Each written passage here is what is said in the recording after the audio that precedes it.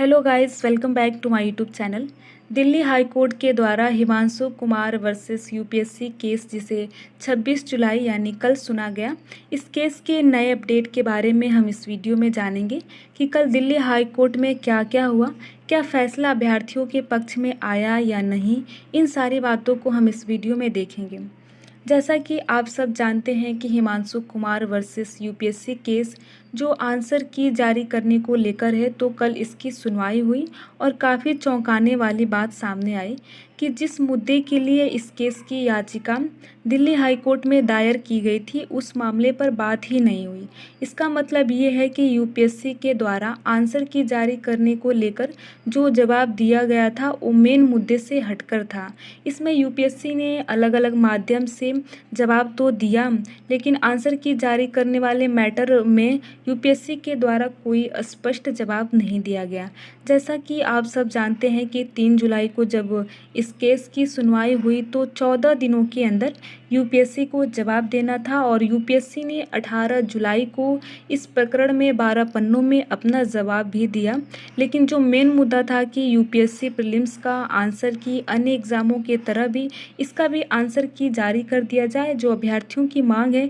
क्योंकि देखिए, इससे ज़्यादा फ़ायदा ये होगा कि अगर मान लीजिए कि यूपीएससी ने अपना आंसर की जारी किया तो अभ्यर्थी अपने पेपर को पहले ही आंसर की से चेक कर लेंगे और जिनका प्रीलिम्स क्लियर होगा तो बिना समय गवाए वो मुख्य परीक्षा की तैयारी में जुट जाएंगे, जो काफ़ी अच्छा रहेगा। लेकिन यूपीएससी का आंसर की जारी न करने से अभ्यर्थियों को बहुत परेशानी होती है। मान लीजिए अभ्यर्थी अपना जो पेपर है उसको अलग अलग सोर्स के माध्यम से चेक कर लिया और उसे लगा कि उसका प्रीलिम्स क्लियर हो रहा है, लेकिन जब यूपीएससी का रिज़ल्ट आता है और उसका नहीं होता है और आंसर की आती है 1 साल बाद, जो आंसर सरकार के ऑफिशियल वेबसाइट पे सही बता रहे हैं, यूपीएससी उसी प्रश्न को गलत, तो इस प्रकार से ज़्यादा जो नुकसान है वो अभ्यर्थियों का हो रहा है।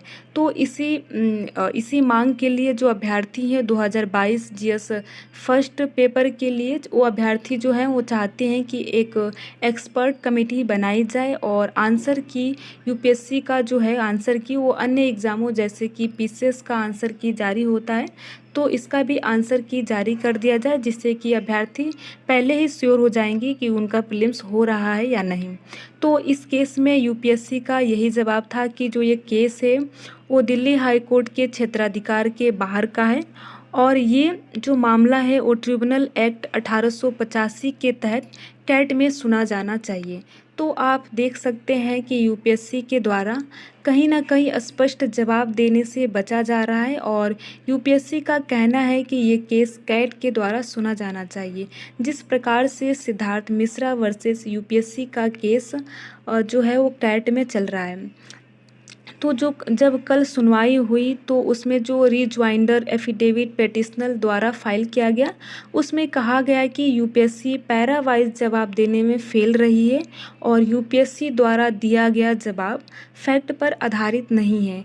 और जो पेटिशनर के द्वारा 2 केसों का भी जिक्र किया गया, जिसमें जो पहला केस है वो गुलाब चंद्र भारती वर्सेस यूपी पीसीएस का केस है, जिसके बारे में पेटिशनर ने जिक्र किया, और एक दूसरा case MA Ravi Verma versus the secretary 18 सितंबर 2009 का है। इसमें तमिलनाडु हाई कोर्ट के द्वारा आदेश दिया गया, इसका भी जिक्र किया गया। तो जो केस गुलाब चंद्र भारती वर्सेस यूपी पीसीएस है, इस केस में इलाहाबाद हाई कोर्ट ने एक एक्सपर्ट कमेटी बनाई थी, जिसमें यूपी पीसीएस में आए सभी रिप्रेजेंटेशन को कंसीडर करने के लिए इस केस को बनाया गया था। तो इसीलिए आंसर की जुडिशियल रिव्यू से परे नहीं है। और एक दूसरा मामला जो है वो MA Ravi Verma versus the secretary 18 सितंबर 2009 में तमिलनाडु हाई कोर्ट के द्वारा आदेश दिया गया कि जितने भी कंफ्यूजिंग क्वेश्चन हैं उनकी जांच के लिए एक एक्सपर्ट कमेटी बनाई जाए। तो इस प्रकार से जितने भी यूपीएससी एस्पिरेंट हैं उनकी यही मांग है कि जीएस फर्स्ट पेपर के लिए भी एक एक्सपर्ट कमेटी बनाई जाए। तो देखिए इन दोनों मामलों से स्पष्ट होता है कि ये केस दिल्ली हाई कोर्ट और सुप्रीम कोर्ट दोनों के द्वारा सुना जा सकता है। इस प्रकार से दिल्ली हाई कोर्ट में दोनों पक्षों के वकील अपने अपने तर्क को रखे और पूरा मामला सुना गया। तो इसकी जो अगली डेट लगी है वो 2 अगस्त को लगी है। साथ ही साथ हिमांशु कुमार वर्सेस यूपीएससी का जो केस है वो 28 जुलाई को सुप्रीम कोर्ट के द्वारा भी सुना जाएगा।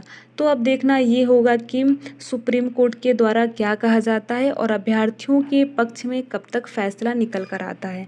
तो इस प्रकार से ये पूरा कल मामले को सुना गया। अगर आपको ये वीडियो अच्छा लगा, इस वीडियो की इन्फॉर्मेशन अच्छी लगी तो वीडियो को लाइक कर सकते हैं। वीडियो अच्छा नहीं लगा तो वीडियो को डिसलाइक भी कर सकते हैं। Thank you.